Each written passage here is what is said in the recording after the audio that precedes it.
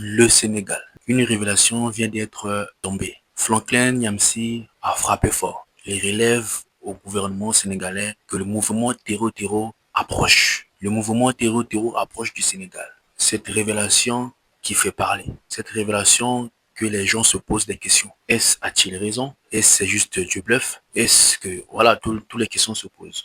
Alors, sans plus tarder, nous allons écouter ce que le docteur Franklin Nyamsi a dit et puis nous allons revenir pour conclure. Merci de rester jusqu'à la fin. Surtout merci de nous laisser un petit pouce de j'aime. Merci beaucoup et abonne-toi toi qui n'est pas encore abonné. Africa Monde Info, let's go. Rendons-nous au Sénégal. Nangadef à nos frères et sœurs sénégalaises, sénégalais. J'observe un phénomène assez curieux ces derniers mois. C'est le rapprochement des incidents terroristes du territoire sénégalais. Ces 10, 15 dernières années, même ces 20 dernières années, on s'est habitué à entendre parler du terrorisme qui frappe le Sahara, la Libye, l'Algérie, parfois un peu la Mauritanie, qui frappe le Sahel, c'est-à-dire surtout, bien souvent, le Mali, le Burkina Faso, le Niger, qui déborde vers l'Afrique centrale, c'est-à-dire au Tchad, au Soudan, vers l'Afrique de l'Est, au Kenya, au Mozambique, en RDC, qui vient vers le Cameroun, le Nigeria. Vous reconnaîtrez avec moi, sans difficulté, qu'on n'a presque jamais entendu parler du Sénégal comme territoire cible du terrorisme. Mais il y a quelque chose qui vient de se passer. Il y a un changement de statut du Sénégal parmi les États cibles du terrorisme. Et je tiens à faire remarquer aux Sénégalaises et aux Sénégalais que ce changement correspond à peu près au changement politique qu'il y a eu à la tête du pays. C'est-à-dire que depuis que Macky Sall a perdu le pouvoir et que sont arrivés au pouvoir les dirigeants du mouvement PASTEF qui, en partie, revendiquent l'idéologie panafricaniste et qui avaient promis, lorsqu'ils étaient dans l'opposition, qu'ils allaient s'unir à l'Alliance des États du Sahel pour combattre le terrorisme, depuis l'avènement du président Bassirou Diomaye Diakhar Faye et de son premier ministre, Ousmane Sonko, par ailleurs président de son parti PASTEF, au pouvoir, on se rend compte que les incidents terroristes se rapprochent de plus en plus de la frontière sénégalaise.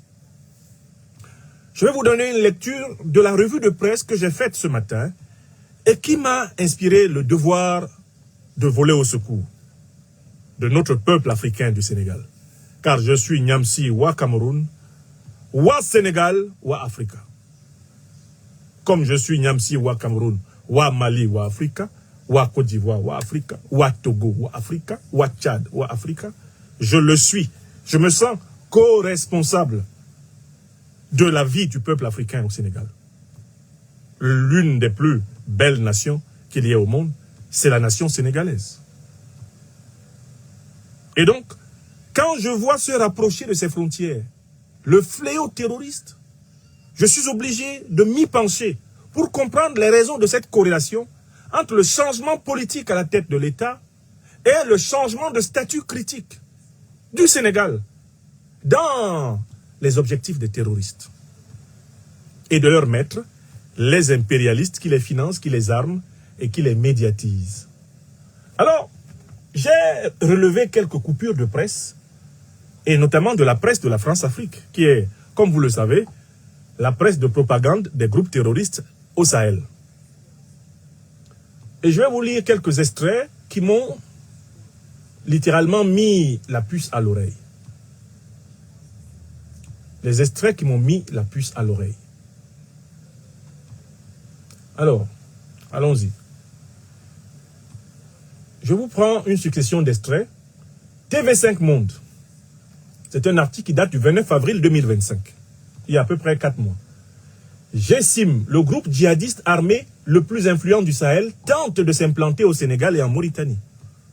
Le groupe de soutien à l'islam et aux musulmans GSIM souhaite s'implanter au Sénégal et en Mauritanie. Le mouvement terroriste a multiplié par 7 ses actions violentes entre 2021 et 2024 selon une nouvelle étude de Timbuktu Institute. TV5 nous informe que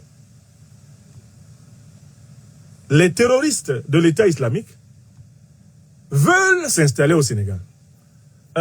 Puisqu'on parle des terroristes de l'État islamique, c'est quand même important que vous sachiez qui a créé l'État islamique.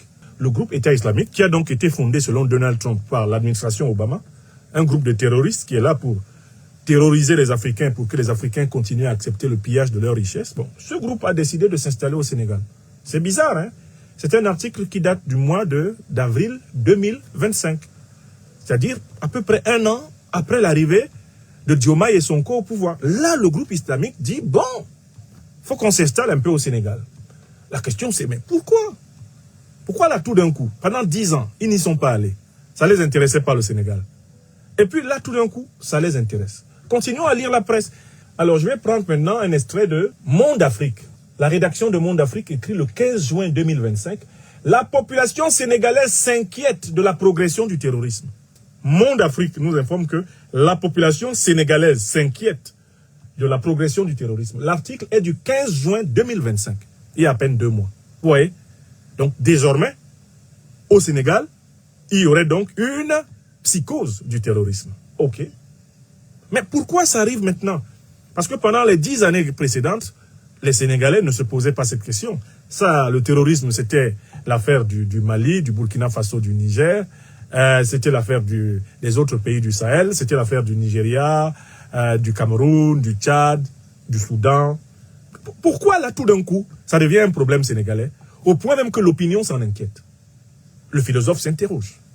On continue à lire la presse. C'est ce que j'ai fait ce matin. Hein, et j'ai mis toutes les captures d'écran. Ok. Et là, maintenant, on arrive sur RFI. Article du 29 avril 2025. Les djihadistes du JNIM se renforcent dans l'ouest du Mali, menaçant la Mauritanie et le Sénégal. Les djihadistes du groupe de soutien à l'islam et aux musulmans, JNIM, lié à Al-Qaïda. Al-Qaïda qui a été créé par les services de renseignement de l'OTAN, les États-Unis, dans les années 80 pour combattre les soviétiques en Afghanistan. Hein? Ça, c'est la naissance d'Al-Qaïda, ça. Tout le monde le sait. Ok? Les principaux chefs d'Al-Qaïda se promènent librement au Moyen-Orient. Ils ont leur base arrière à Doha, au Qatar. Ils habitent dans les hôtels 5 étoiles. Les gens se plaignent de Iyad Aghali, qui est bien traité en Algérie, mais les chefs de Iyad Aghali sont bien traités en Arabie Saoudite, au Qatar, aux Émirats Arabes Unis. Ce sont des grands types. Et ces pays sont les alliés de l'OTAN. Donc, c'est pas très compliqué. On sait que Al-Qaïda, ce sont des mercenaires au service de l'OTAN. Bon. Lisons. Pourquoi ils veulent s'installer au Sénégal? Bon, on lit. Telles sont les conclusions du rapport publié ce lundi 28 avril par le Timbuktu Institute, un groupe de recherche sénégalais qui a travaillé sur la façon dont le JNIM s'est renforcé dans la région malienne de Caille et a déjà infiltré certaines activités économiques des 2 pays qui l'abordent. Ok. Donc, c'est la même source. Ça veut dire qu'ils se sont tous entendus pour dire que désormais le Sénégal est une cible des 2 groupes terroristes. Groupe terroriste État islamique, groupe terroriste Al-Qaïda. Tous ces groupes-là, qui sont en fait le même, visent le Sénégal. En 2025. En 2025. Alors, la question que les Sénégalaises et les Sénégalais doivent se poser, c'est pourquoi c'est maintenant que les terroristes nous visent. Et je vais donc tenter de donner une réponse. La première réponse renvoie au concept d'aventure ambiguë que j'ai élaboré en m'inspirant de la grande œuvre romanesque de Cheikh Hamidou Kane pour décrire la politique des nouveaux dirigeants du Sénégal. Quand ils étaient dans l'opposition, Ousmane Sonko, président de PASTEF, et Bassirou Diomaye Faye, son bras droit, avaient juré qu'ils allaient incarner une politique panafricaniste à la Sankara, à la Kwame Nkrumah, à la Lumumba, une fois qu'ils arriveraient au pouvoir à Dakar. Ils s'étaient donc annoncés comme des adversaires déterminés de la France-Afrique.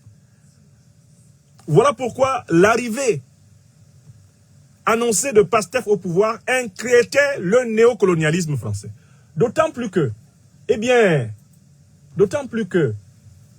Ousmane Sonko n'était pas allé du dos de la cuillère pour montrer toutes les couleurs du gouvernement qu'ils allaient exercer une fois qu'ils arriveraient au pouvoir.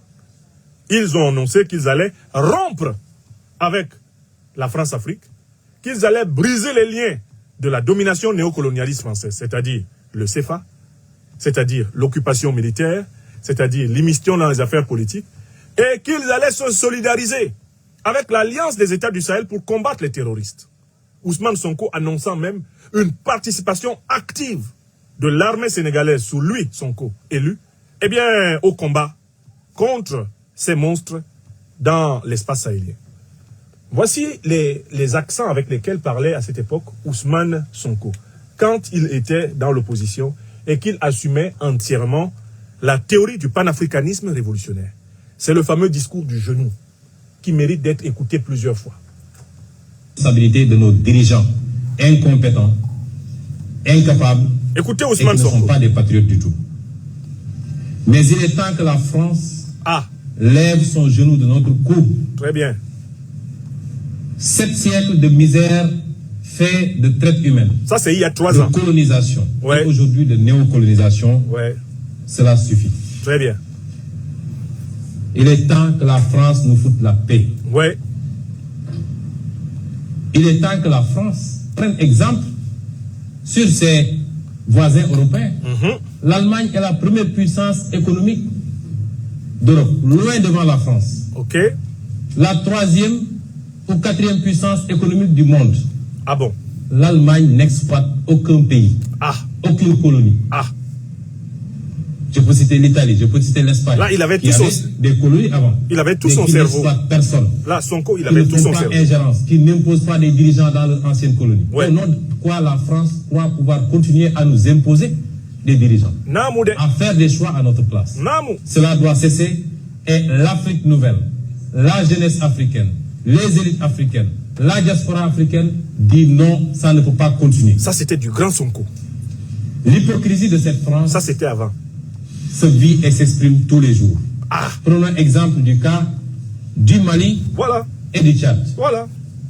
Au Tchad, où le processus constitutionnel a été interrompu, À la diri. la France a applaudi. Et son président est allé consacrer le nouveau roi. Sonko de.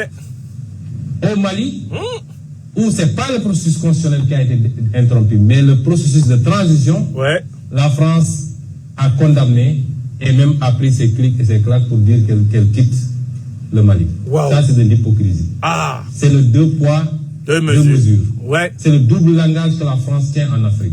Et Quand on a interrogé M. Jean-Yves Le Drian sur la situation en Côte d'Ivoire, pourquoi la France a laissé faire un 3e mandat, il a dit simplement pourquoi il l'a accepté pour Ouattara et pourquoi elle le refuse pour la Biélorussie. Que la France a condamné en Biélorussie, a même poussé l'Union européenne à condamner. M. Le Drian répond en disant que c'est parce qu'en Biélorussie, il y a eu des millions de personnes qui sont sorties dans les rues et que ce n'était pas le cas en Côte d'Ivoire. ouais. Voilà comment la France Hey. traite les questions africaines. C'est pas amusé de. Personnellement, nous n'attendons absolument rien de la France. Et Nous voulons qu'elle cesse de s'ingérer dans nos affaires. Que Astafroullah. le peuple sénégalais puisse avoir le droit de choisir librement. Et non pas parce que la France a choisi un candidat avec les méthodes qu'on connaît. Voilà. On commence par cibler les gens, on les décore dans les légions d'honneur ou dans je ne sais quel autre grade, chevalier de je ne sais quoi. Ouais. On les inscrit dans des loges maçonniques. On les piège On avec leur les dit, masseuses. préparez-vous, Ouais. ce sera vous après. On les piège avec les masseuses. Même l'hypothèse où Macky Sall ne pourrait pas passer, nous savons qui est en train d'être préparé par la France. Ouais. Cela doit cesser, ça ne se passera plus comme ça. Astafroullah. Que l'on soit bien clair, nous n'avons rien contre le peuple. Alors, je m'arrête là. Donc, ça, c'était la ligne de Pastef avant l'arrivée au pouvoir. Maintenant, au moment de l'arrivée au pouvoir, on met Ousmane Sonko et on met Diomaye Faye en prison.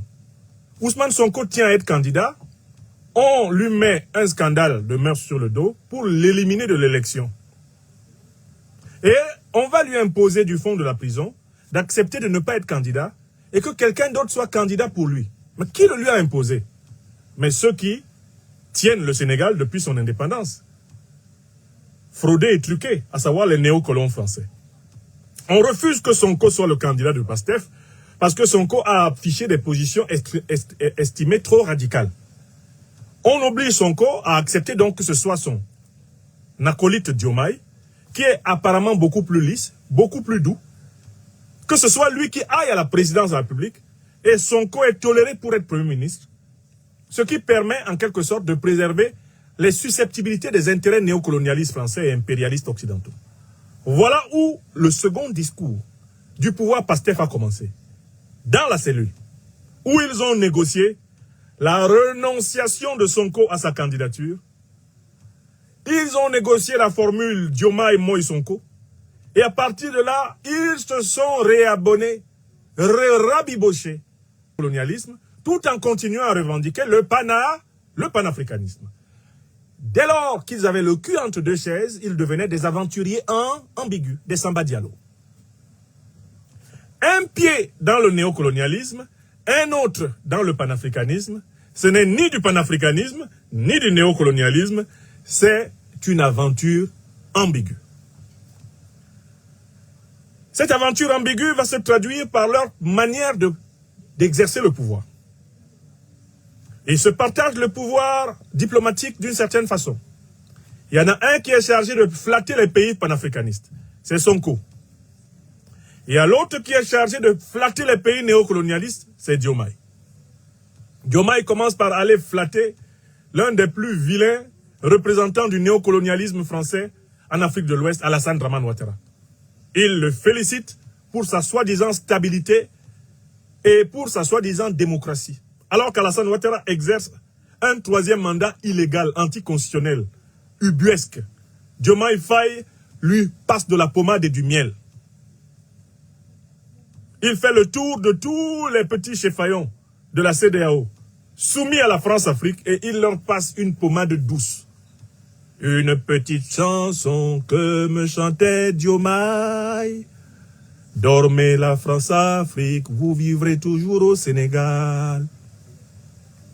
Sonko, quant à lui, est chargé d'aller vers les pays de l'AES pour essayer d'entonner la vieille chanson d'un panafricanisme auquel il n'a jamais cru. Le voilà donc au Burkina Faso, le voilà au Mali, le voilà essayant de chanter une autre chanson. Sonko est chargé de chanter un panafricanisme du bout des lèvres, tandis que Diomaye est chargé de rassurer les néocolonialistes. L'aventure ambiguë commence. L'Ukraine associée à Al-Qaïda et à l'État islamique attaque le Mali, massacre les soldats maliens et leurs alliés russes. L'ambassadeur d'Ukraine qui a revendiqué le coup est seulement grondé du bout des lèvres par les aventuriers ambigus de Dakar. Le monde entier pose les deux mains sur la tête. Les Africains disent ils nous ont eu. Fin juin 2024, l'ambassadeur d'Ukraine avoue qu'ils ont mené une opération avec les groupes terroristes contre le Mali. Le Sénégal se contente d'une réprimande orale. Quelque temps plus tard, on apprend que le Sénégal sollicite l'Union européenne pour l'aider à sécuriser sa frontière avec le Mali. Alors que le Mali, le Burkina Faso et le Niger ont chassé les troupes occidentales de leur sol. On apprend que le gouvernement Sonko se tourne vers l'Union européenne pour l'aider à se mêler encore des affaires sénégalo-maliennes. Astaghfirullah. L'aventure ambiguë se poursuit. Donc, Diomaye Faye, le président de la République du Sénégal actuel et Ousmane Sonko se sont retrouvés donc dans une politique ambiguë, où ils ne sont ni véritablement amis des néocolonialistes, ni véritablement amis des panafricanistes. Ils sont dans le ni-ni. Or, ni les panafricanistes de l'Alliance des États du Sahel, ni les néocolonialistes français et les impérialistes américains n'aiment les demi-amis. On est avec eux ou on est contre eux. Parce que les deux blocs sont ennemis. Soit tu es avec l'un, soit tu es avec l'autre. Tu ne peux pas être un peu avec l'un et un peu avec l'autre. Ce n'est pas possible, puisque les deux blocs sont ennemis. La France-Afrique a juré la mort de l'AES. L'AES a juré la mort de la France-Afrique. Toi, tu ne peux pas être là au milieu et dire « Je suis un France-Africain de l'AES ». C'est pas du français, ça. Même en Bambara, on ne comprend pas. Même en Bandem du Cameroun, en Bassa, en Medoumba, on ne comprend pas cette phrase-là. En Baoulé, on ne comprend pas la phrase. Je suis un France-Africain de l'AES. Si tu es AES, tu es anti-France-Afrique. Si tu es France-Afrique, tu es anti-AES. Or, Sonko et Diomaye veulent relever le défi d'être à la fois des France-Africains et des AESiens. Astaghfirullah. Vous avez vu donc l'échec de leur campagne pour ramener l'AES dans la CEDEAO.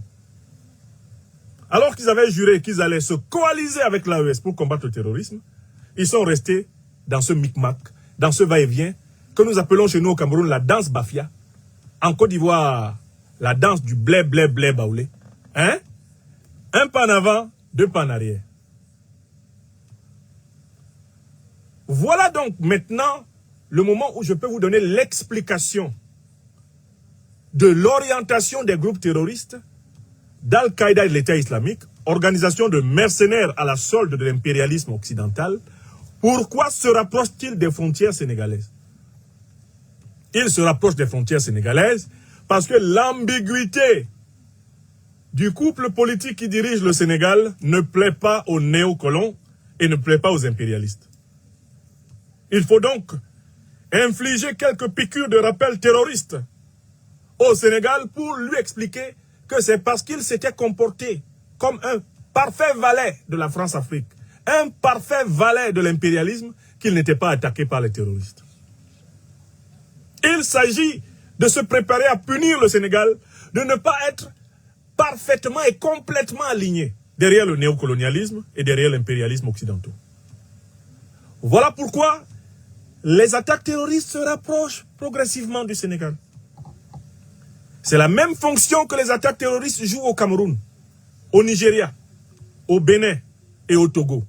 Ce sont des attaques qui ont pour but de maintenir la pression sur les gouvernements d'aventuriers ambigus qui sont à la tête de ces pays.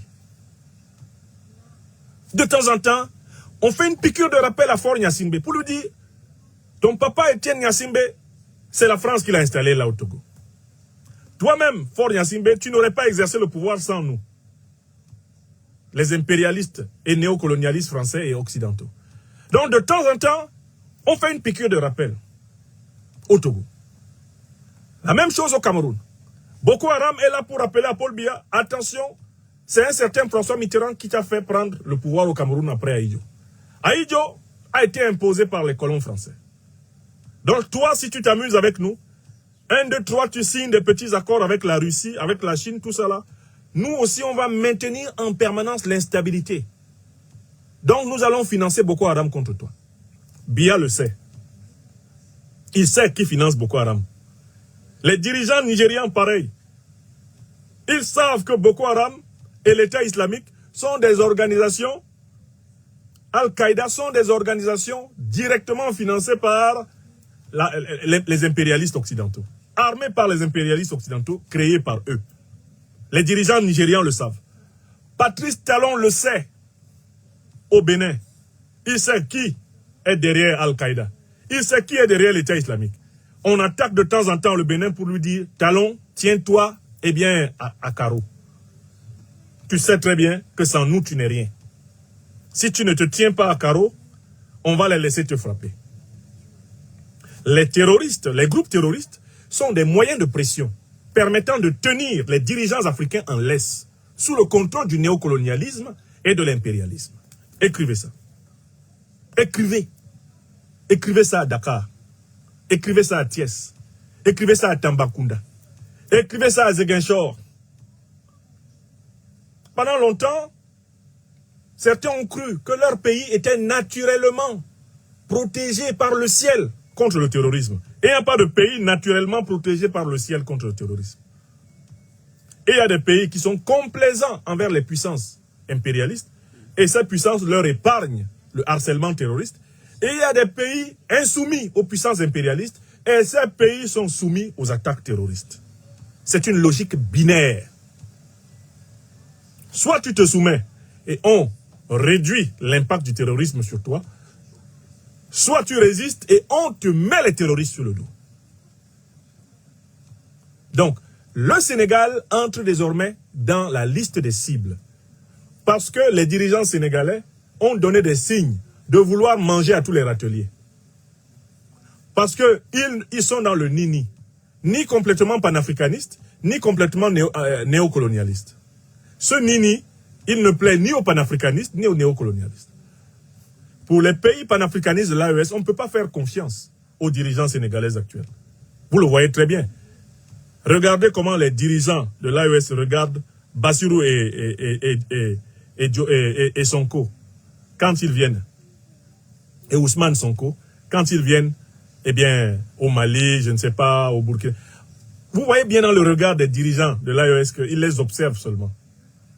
Ils les observent seulement. C'est-à-dire que c'est de la pure politesse diplomatique. On sent très bien qu'il n'y a pas de confiance. L'AES ne peut pas faire confiance à l'actuel gouvernement sénégalais en raison des signes contradictoires que celui-ci a envoyés. Mais les néocolonialistes français et les impérialistes occidentaux en général n'ont plus confiance. Hein. Parce qu'après que Sonko ait dit ce qu'il a dit là, on a écrit son nom dans la liste rouge. On a dit, lui, il ne faudra jamais le laisser gouverner en paix. Il ne faudra jamais le laisser accéder en paix au pouvoir. Parce qu'il est capable d'une saute d'humeur et de prendre des décisions qui ne nous plaisent pas. Vous avez compris? Voilà, Sénégalais, Sénégalais, je conclus par des recommandations de votre humble serviteur. J'invite les dirigeants sénégalais et le peuple sénégalais à choisir très clairement le panafricanisme, à choisir la solidarité avec l'Alliance des États du Sahel, à choisir l'unité africaine et à lutter avec tous les peuples africains pour bouter hors du territoire africain les impériaux terroristes. C'est le seul choix, non seulement politiquement viable, économiquement rentable, moralement et spirituellement justifiable. Il faut quitter de la logique de la trahison. Il faut quitter de la logique de la duplicité. Il faut quitter de la logique du fauculisme, du lèche-culisme. Il faut quitter de l'aventure ambiguë. Et garantir courageusement, en bonne entente avec tous les autres peuples africains, et notamment sahéliens, la sécurité du grand peuple africain du Sénégal. C'est ce que je voulais démontrer sur ce sujet. Je crois avoir atteint mon objectif. J'ai parlé. Alors, voilà, nous avons écouté le docteur Franklin Nyamsi. J'aime trop ce monsieur, il ne mâche pas des mots. Il dit des choses vraies et beaucoup se sont réalisés. En faisant au moins une preuve d'attention, un message fort aux autorités sénégalaises d'être prudents, de prendre ce message au sérieux parce qu'on ne sait jamais. C'est une chose qu'on ne souhaite pas et qu'on ne veut pas. Mais comme on dit toujours, mieux vaut prévenir que de guérir. Merci, peuple sénégalais. Reste branché. Merci d'aimer la vidéo, partager, commenter. Africa Monde Info. Big up.